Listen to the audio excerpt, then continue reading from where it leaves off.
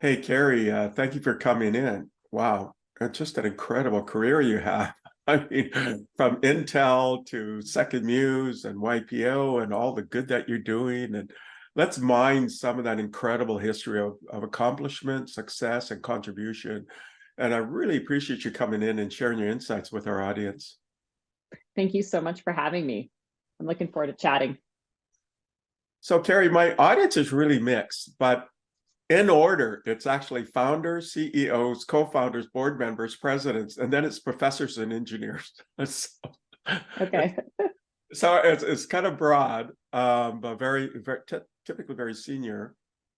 And this question always comes up, and so I ask it, and that is, so like, what are your two or three inflection points in your life that made this wonderful person you are today? And it could have been something that happened when you were like 4 or 5, or something in school, a family member, a mentor, later in your career. What are those magic moments that made this amazing Carrie? um, I think the first one was when I really started combining this was in high school when I started thinking about and learning about really how business could be used to solve greater challenges. I got turned on to Donella Meadows and really system thinking in high school. And this was an idea of how do you look for inflection points in systems, whether that's our economy or any other sort of educational system, and to actually create change. And how do you use, I was taking business courses at the time, and how do you use the power of business to actually engage lots of different stakeholders and do good work. And I didn't use all those terms at the time, right? That wasn't something that I actually that I was tuned into, but this whole notion of really doing good work and using business. And so that's something that I've continued to do. And then early on in my career with Intel, I got really engaged in this idea of using technology and the power of technology to truly transform our world. And if we look at it, it has.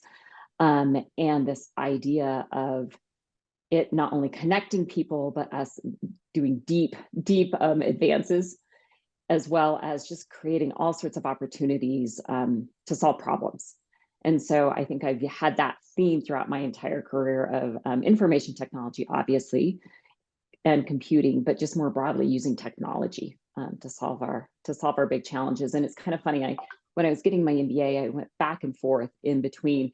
Do I really focus more on organizational development and the human side of things, or do I focus more on technology and entrepreneurship? And I found that my entire career has kind of followed those paths, because I really believe we have to have the technology advances and the science advances that are going to help us solve these global challenges that we're all facing. But it has to come from within humans to create that and humans to implement it. And so I've really gone back and forth on, do you focus more on the community, on the human capacity, or technology? And I've stopped thinking of it as really a either or, right? And really thinking of it as we have to have both. So what I'm hearing is that even when you were quite young, you were enthused of this idea of sustainability, in essence, or what we call as sustainability today. And that led you into Intel, and Intel, you became director of sustainable business innovation, but you were really interested in these like pioneering strategies around corporate impact investing, but having technology and weaving that all together, and maybe human-centric tech for good. Perfect. That's exactly what I would say. Yes, definitely. So, and Intel, Intel continues to be one of the premier semiconductor companies in the world, but there's so much more, right? And Yeah. semiconductors actually drive everything else. I mean, AI is built on semiconductors. All of these other amazing technologies are actually fundamentally are built on semiconductor chips in some way. And for you to have that early impact is, I think it's quite remarkable, amazing. So what happened after you left Intel? I was exploring different opportunities. I've been there 15 years and it was absolutely phenomenal. I truly believe it is one of the best corporations, just in general, not only from the foundations, right? The semiconductor foundations, and really what they have helped create and continue to do with Moore's Law, et cetera, but just in a way that they actually engage. So that was fantastic. But I spent my entire, early days, my early career there. And so I was looking at different opportunities. And one of my dear friends had founded or co-founded SecondMuse, and I had actually engaged with him through random acts of kindness and other types of engagements, including disaster response, and really looking at how you use climate models and how you engage people all around the world to come together in a community type of fashion and use technology to address these big global challenges. And so it was a really small startup at the time. This was about 12 years ago, and it had been going for a couple of years. And it was this idea of a combination of technology and collaboration that hooked me in. And I also loved the idea of a startup and growing it, and just seeing what amazing things we could do. So I jumped in, and a lot of people thought that was career suicide. They're like, Carrie, what are you doing? you're flying in your career. You've got all sorts of really exec opportunities. And I was like, nope, I'm going to go build this, and I'm going to go do this with some really fantastic humans. And so that's where I am currently. So, that again, that's fascinating, right? So you go and you come from this really pioneer, really created the semiconductor industry in many ways, right? And you led so many transformational change and impact and sustainability and investing with that group. And then you end up in a startup, and now that startup, it's very, very successful. It's done a lot of different good. So can you describe that journey of this startup, and as it continues to continue to grow, and you work with this organization? I mean, it's a group now, right? The chair of this Right. SecondMuse group. Can you describe what that was like, and some of the pivotal moments? And startups can be quite volatile, right? Where there's a lot of, you have to be really agile. Can you describe those aspects of that journey, and what led you to grow this amazing organization, right? Or family of organizations? Mm-hmm. Mm-hmm. Yes, I think a lot of it starts with the humans that were attracted to working with us, right? We had a small team initially, and it was really a group of people, young people, that said, we're going to change the world, and there's nothing stopping us. And so I think when you're really putting your heart and soul into what's possible in terms of changing the world, versus, hey, let's grow this company that is wildly financially successful. I mean, I always tell people, to have big impact in the world, especially through business, you have to be a financially solvent organization. And so we were, but we were scrappy, and really thinking of how do we attract people, and people were just so committed to us, and it was truly people all around the globe. And then we ended up working with, in terms of our clients, I would say people with similar goals and ideals for the world, but we're in large organizations, whether that was NASA or the World Bank. Obviously, I had been at Intel, but some of my colleagues at Intel, USAID, Google, Microsoft. So there was these people in these organizations that are also deeply committed to using, I really kind of say, all the assets and resources in an organization, and trying out these new ideas. One of the big programs that we initially started was with NASA, and it was called Launch. And it was this whole idea of, how do you bring some of the best innovations from around the globe to solve broader sustainability challenges. And if you think about it in terms of what has to happen, obviously on the International Space Station, but on Mars or anywhere else in space, it's truly a closed loop system, if you will. And so it's a very sustainable system by its very nature. And so I think when you're really looking at what is the power of global transformation, you attract other people that are also interested in that. And we did all sorts of things. We used to laugh that when people would start with us, we might send them to Mongolia, we might send them to Iceland, we might send them to work with Al Jazeera in Doha. So we were really kind of, I think, eyes wide open, and hearts and brains fully turned on in what was possible. So a company comes to you and says, you know what, we want to do something that impacts the planet or benefits people, or benefits humanity in some way, helps the Earth ecosystems, and they say, can you help us design it, develop it? Is that what you do then, and then accelerate? It is. Yeah, you got it. And earlier, early on, we were one of the first organizations that was really looking at how do you use the concept of grand challenges. So crowdsourcing innovative ideas for using hackathons, and especially hackathons for good. But basically, how do you engage a collective genius in innovative ideas to solve global challenges and also open up new markets? So we currently do a lot of work in climate tech. We do a lot of work in equity that's really looking at, for example, how do you increase gender equity in technology? But it is these organizations that are saying, hey, look, we know that there's more innovative ideas out there. We can't address these markets alone. We can't go off and tap new markets by ourselves. So how do we engage a broader audience? And so they come to us. And, I would say earlier on, a decade ago or so, we did a lot more just sitting and thinking with people and then designing solutions. And as any market matures more, now people are saying, hey, this is exactly what we want. And they put out RFPs. And so it's become, the whole business model has changed a bit just because the market of what we do is changing. And on one hand, it's kind of daunting because we have increased competition, but in the greater sense of things, we're like, well, yes, that's exactly what we want because we really believe in our approach. And so, yeah, we get to work with all sorts of visionary leaders from all around the world, truly. Yeah, I mean, the numbers are pretty amazing, right? You accelerated over 200 ventures annually, you prototyped over 50,000 solutions, 575 million investments supported ventures, 80% still in business, 10 billion in social environmental impact. I mean, raising over 420 million in investment. I mean, it's just the list goes on and on and on.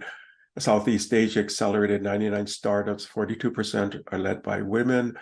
And then working with the organizations, right? Over 600, like NASA, you mentioned, the World Bank, Goldman Sachs, Intel, your old alma mater, IKEA, and so on. And then Melinda Gates and Rockefeller, and so where do you want this to go? So you've indicated you've been on this amazing journey. You've definitely had global impact. You even have a foundation. Where do you want this thing to go?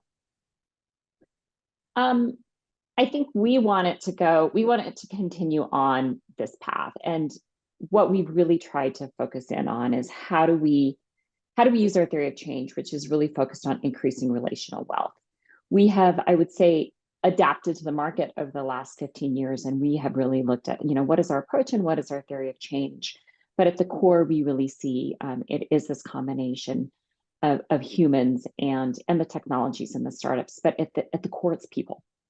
And so when we are really thinking about this, how are we continuing to I would say, get our thinking out there, engaged in more of a discourse and creating a more inclusive environment. So in creating more people into this and really spreading what we're continuing to do. So we're constantly looking at what does it look like in terms of numbers, in terms of both the size of our organization from a revenue perspective, as well as from the overall impact. We've got a really strong impact measurement arm, I would say, and really making sure that our approach and our theory of change is getting out there. But at the end of the day, I would say, how do we continue to proliferate the ideas that we're really promoting and the approach?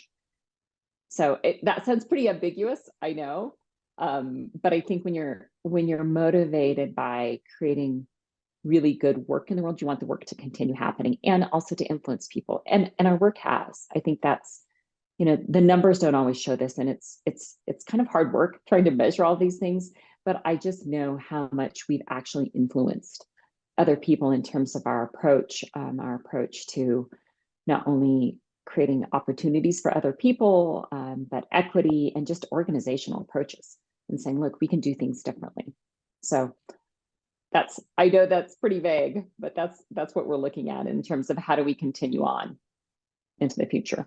So what I'm hearing is, and you have the SecondMuse group, which is umbrella organization for family organizations, and then you're the executive director for the foundation, SecondMuse Foundation, which is really building. And you mentioned relational wealth, right? So building communities and communities that are inclusive and that will work together for some of these bigger goals to collaboration and partnerships. Do you want this thing to then scale so that it's like in the millions, or you want to keep it still manageable? Oh, but it could be in the millions as well, right? I mean, it just how you gonna govern it, and then how you're gonna keep people still inspired to co-create with you. Yeah, that's a great question. So we're a global company now. We have our current primary footprint is in both North America and Asia Pacific, but we've had offices all around the globe. Where we currently engage, or our current financials are in the tens of millions now, and we engage people all over the globe. So our largest program, in terms of numbers, is one in partnership with NASA. And it was launched in over 150 countries this past year. And so that's big. That's a lot, right? In one weekend, we engaged over 55,000. We call them innovators because sometimes they become entrepreneurs and sometimes they aren't. And I think when we think about innovators and change agents, it's fantastic if people can actually create a venture out of those, but we also want the creative spark happening with people. And I think if you look at just how much change happens in the world, it's because of dedicated creative people that are, hard at work on things. And so in terms of scaling, some of these things is how do you create more ventures in this space? How do you support more of those, tens of thousands of people? And so that's an approach. We really take a community-centric approach. We can't do everything by ourselves, but we manage communities and we engage different types of collectives in that space. And even more of our localized work is through community. And so when I think about scaling it, it isn't as daunting as if you're going to go out and scale everything on your own, because we work in partnership, and we work in partnership all around the globe with other organizations.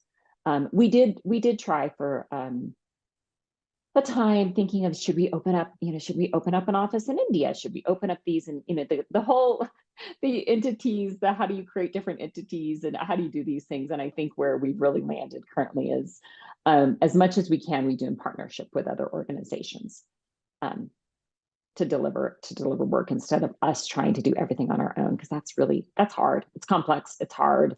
And oftentimes it's not worth it, because there's amazing people who want to engage with us and work with us all over. Throughout our chat so far, you talked about NASA, and you've got this great relationship with NASA, and I can see how that ties in with your Intel background as well.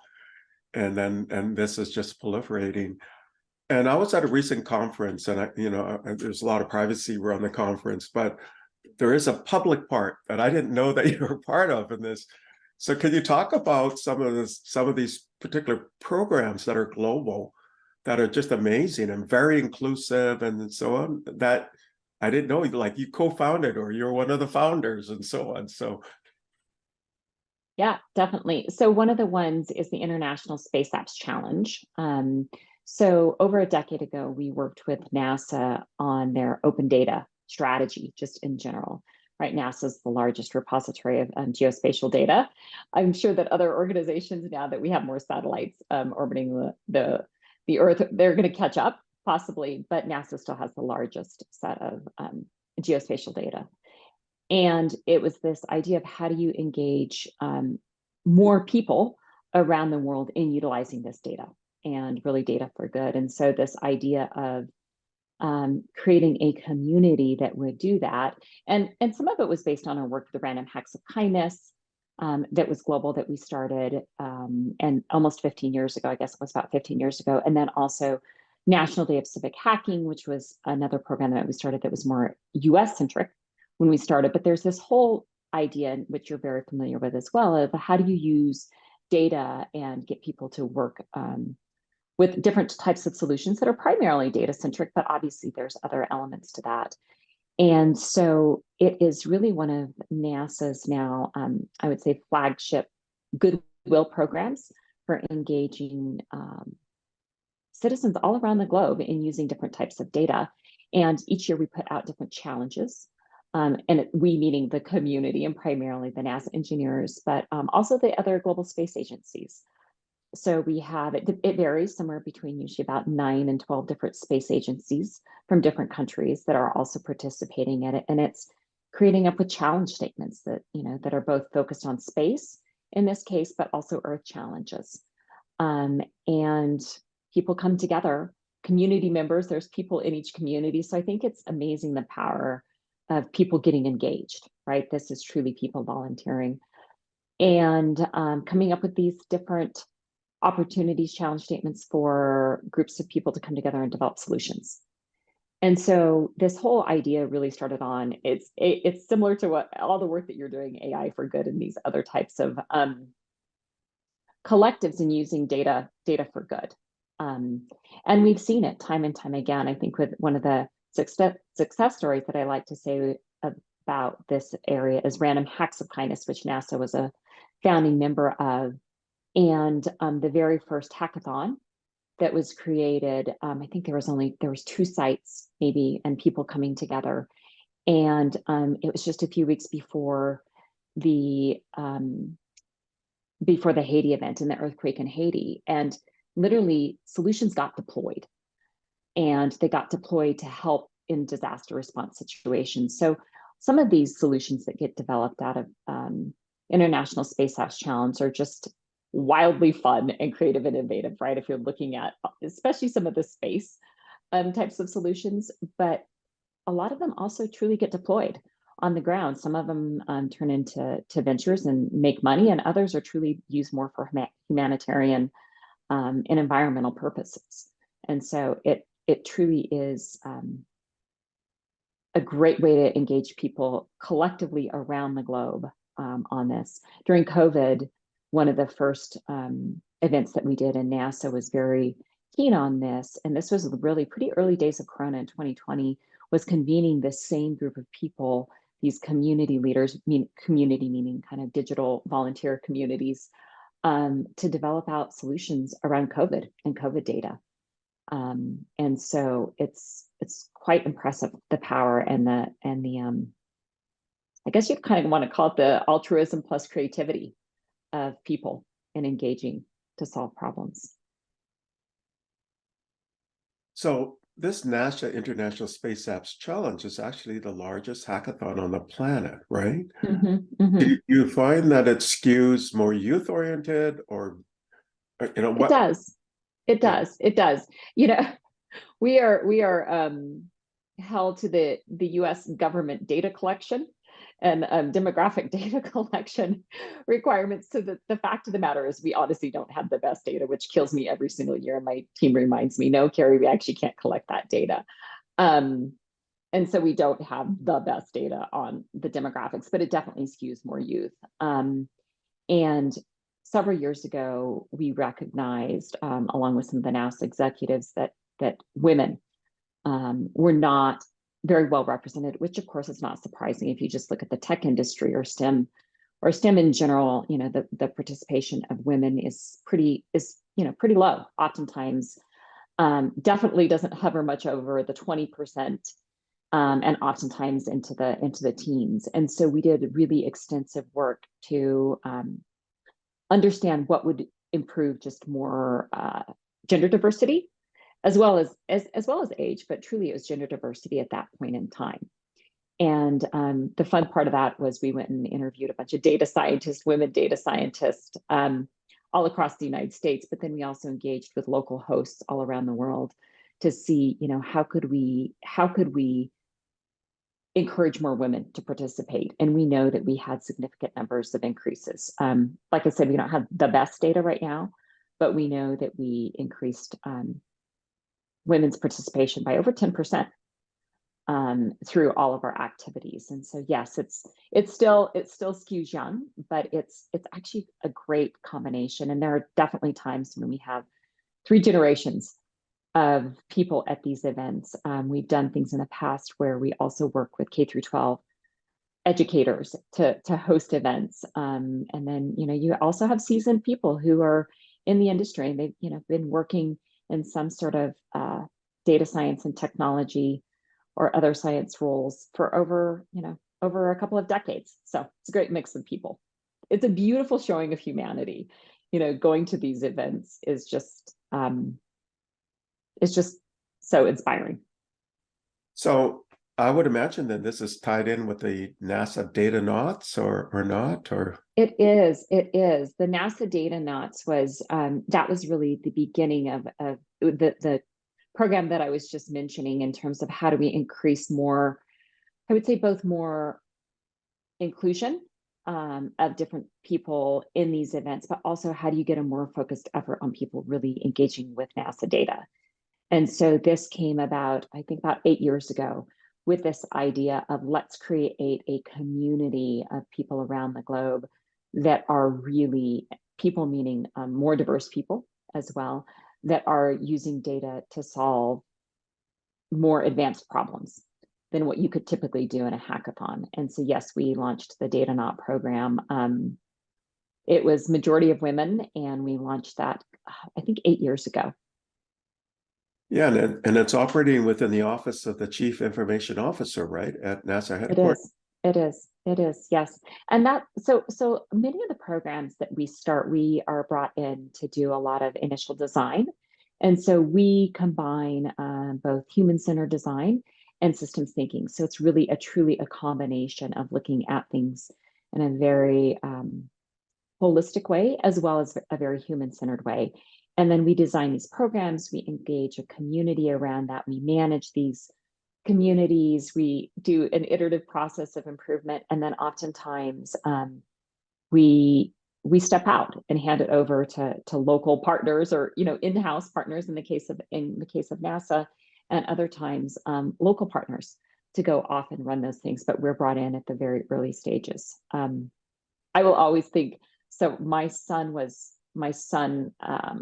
gosh, he was a baby when we were designing that program, and it was kind of fun because a lot of the focus was on increasing women in this space, and I was kind of juggling my son around New York and San Francisco and trying to figure out when to breastfeed him and when to hop in Ubers, and the whole thing is just such a nice reminder to me of the complexities and the different types of challenges that women and people who don't typically have access to these spaces engage with, myself included. I always think of myself as a good test case.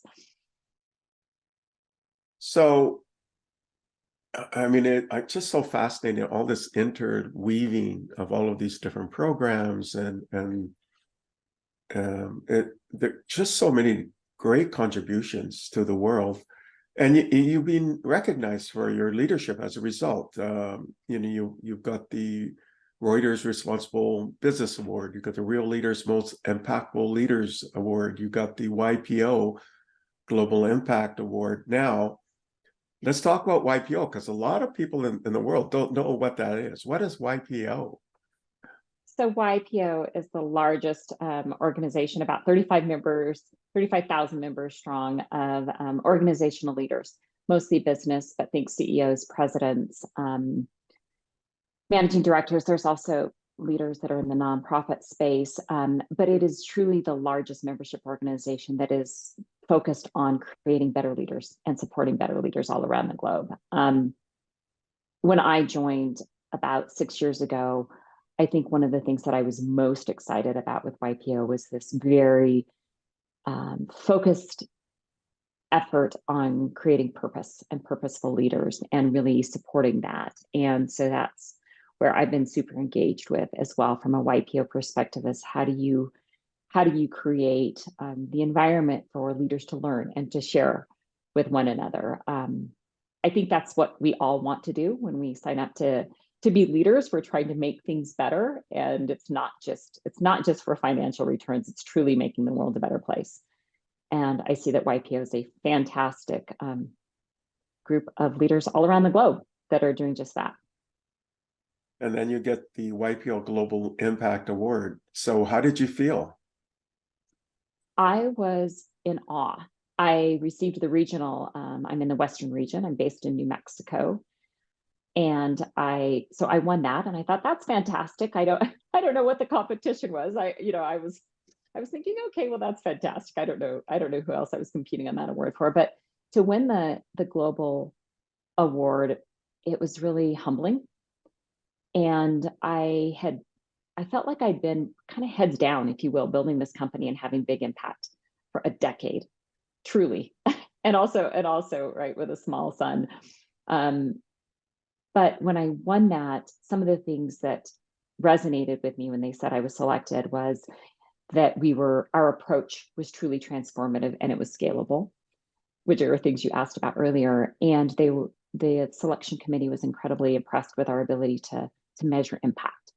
And those are all areas that we've been very intentional about over the course of growing SecondMuse. And so I think it was confirmation. At the end of the day, it was confirmation that for the last decade, my very focused work on all of this was paying off and was influencing others. So I was humbled and honored.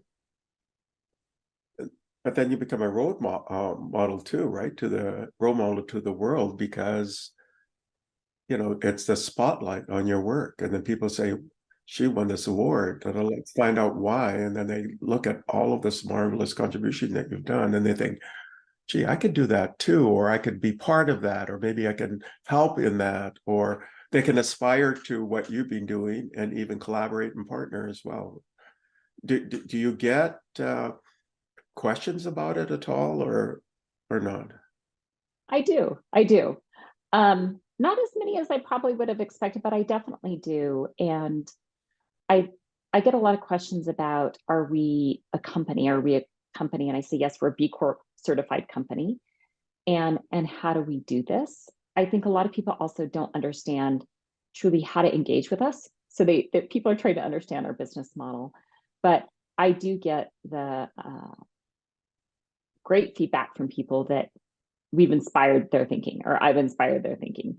And to me, that's super, super impactful. And I do think it is this idea that there's nothing limiting us as leaders from doing better for the world, better for our planet, better for humanity. And so I do think it inspires people. And I do get questions. And I speak quite a bit. I think that's the thing that I also enjoy. And I do love the ability to do these things virtually, right? I don't have to travel all around the globe, although I also enjoy that. So let me sort of analyze your life in a way, sort of reflect on it.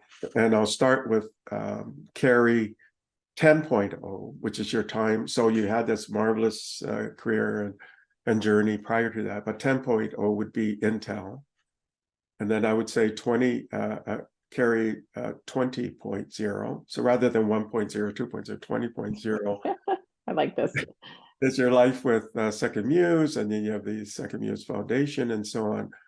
What's Carrie 100.0?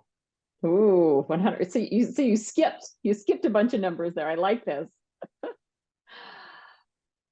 It's a great question. I think I'm trying to figure out kind of maybe the path to that. I do think that it's so incredibly critical for all of us to really think about, how do we raise our own consciousness, and how do we do that in a way that is impacting the greater humanity.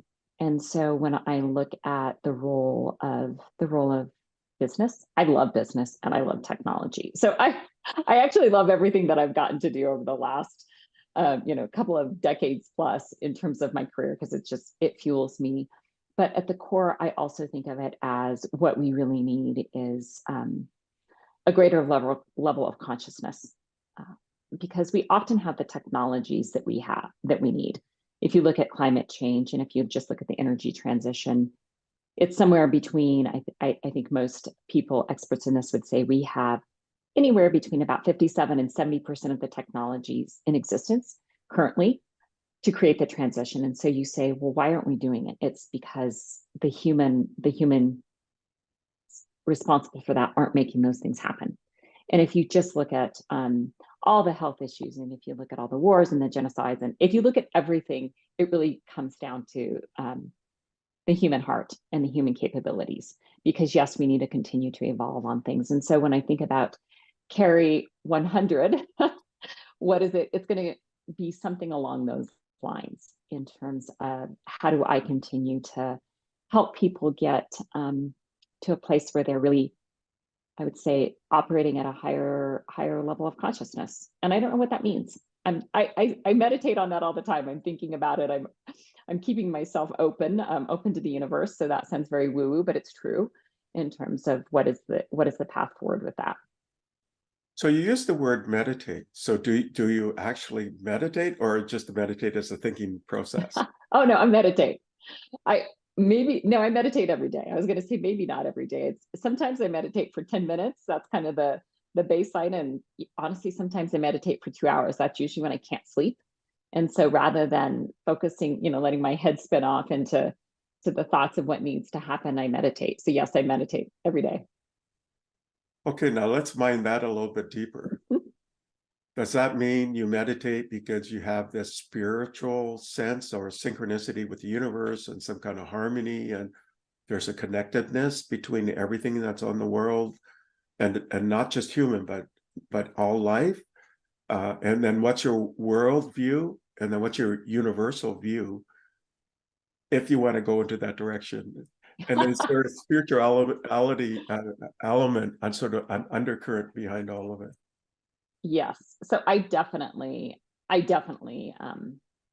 a strong bent or strong element of spirituality to me. That's just how I think that's what really motivates me and creates me created me. I think when when you're talking about pivotal transformational moments, definitely, the moments in time where you go, oh, wow, business can be used this way or technology can be used this way. But my underlying, my current, if you will, my foundation is deeply based in spirituality. And it's really this idea of oneness, oneness of people, that we're all connected, oneness of religion, oneness of God. And so I come at things from a very deep level of spirituality. And so meditating makes perfect sense to me. And I think it honestly propels everything that I do, all of my work, all of my thinking. It's very much part of who I am.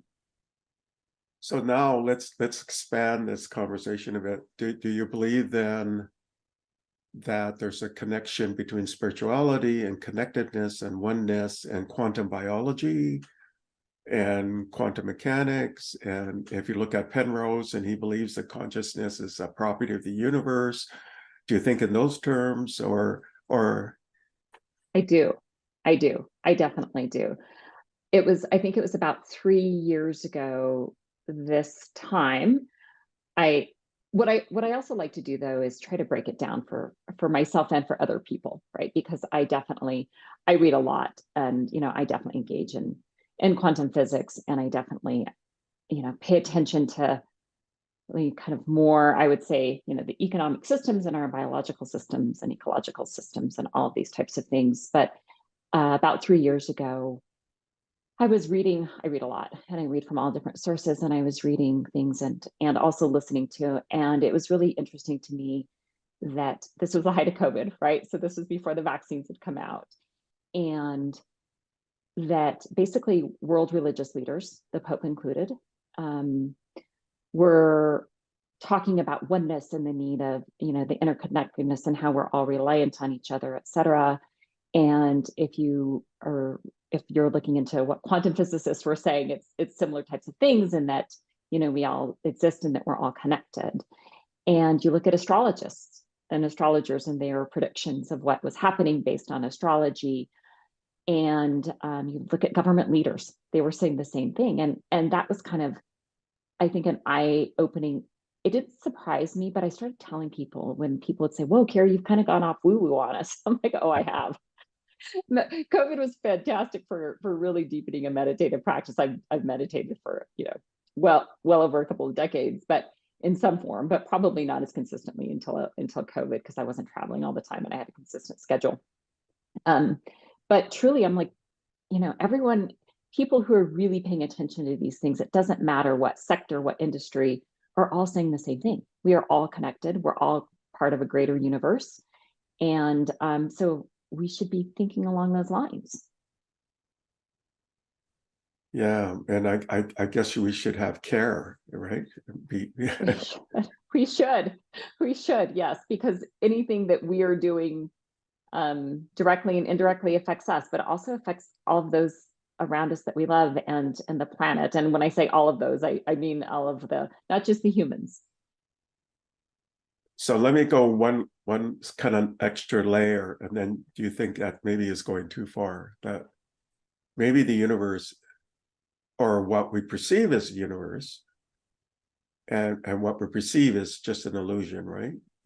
That really the universe is, let's say it's a two-dimensional fabric of quasi-particles that are interconnected and in superposition and entanglement.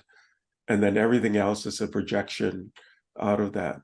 And then kind of an idea is, and you may have read about different forms because you read a lot, is that, our eyes perceive a particular segment of the electromagnetic spectrum, but it's much bigger. Our ears perceive 20 to 20,000 hertz, but it's much bigger. For example, elephants can hear infrasound. Bats can do ultrasound. So really, everything we're perceiving is just some kind of filtered version of and what is true reality. And then underneath that true reality, is there some kind of quantum mechanical, quantum science at work? Or do you think it's more than that? That's a very deep question. So I think it very well could be more than that. I do think that, so one of the things I like to do is think really broad and deep, and then kind of anchor it back in reality, because reality meaning our physical sense of things. But we know that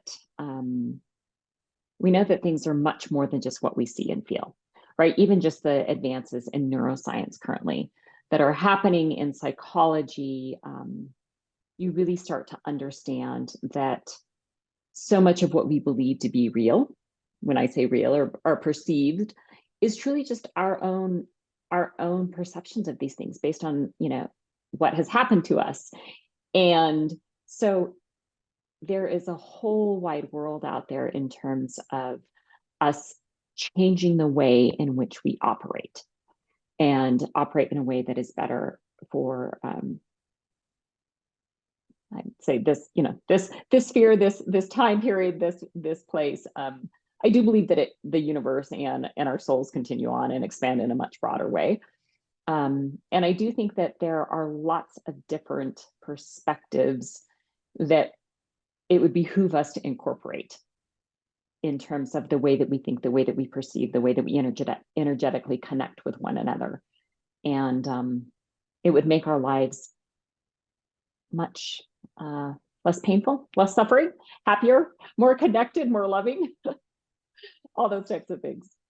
So I think one of the things that I love is on a very individual level, I kind of think of myself as an experimental playing ground for these types of things. And so how do you practice this in a regular perspective? And meditation is perfect at that, setting intentions and really trying to think about, how am I going to think and perceive? How do I get my brain to act differently? How do I get my heart to open up more? How do I trust my gut? All of those types of things. We've really gone very far off of topic from the very beginnings of my career, but this is what goes on within me on a daily basis.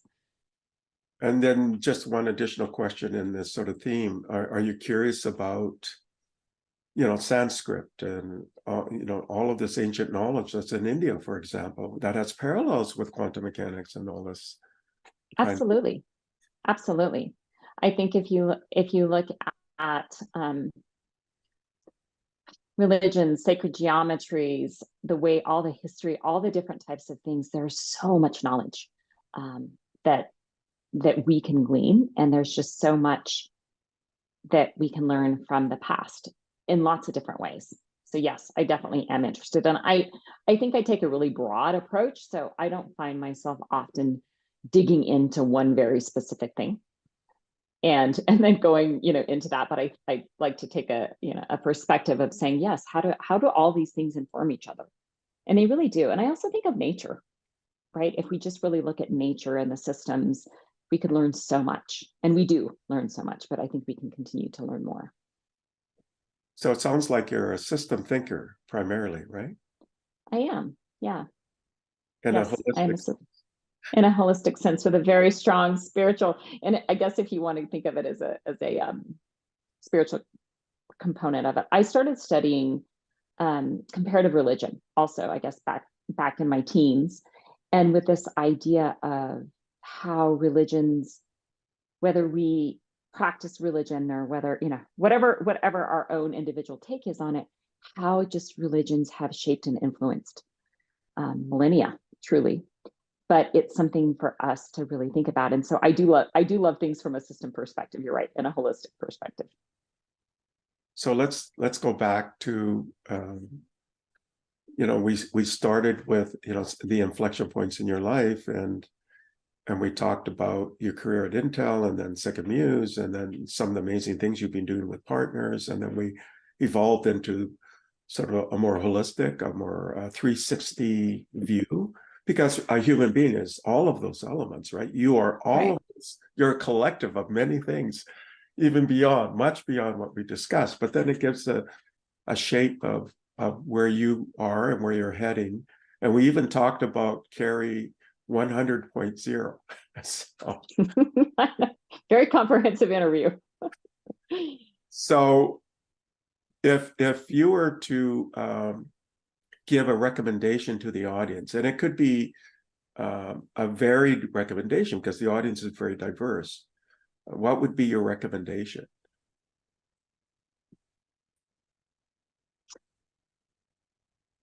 I was just speaking to an MBA class last week, and I also did a podcast last week, and similar types of questions came up, or a question came up. And I think first and foremost, people being in integrity with themselves.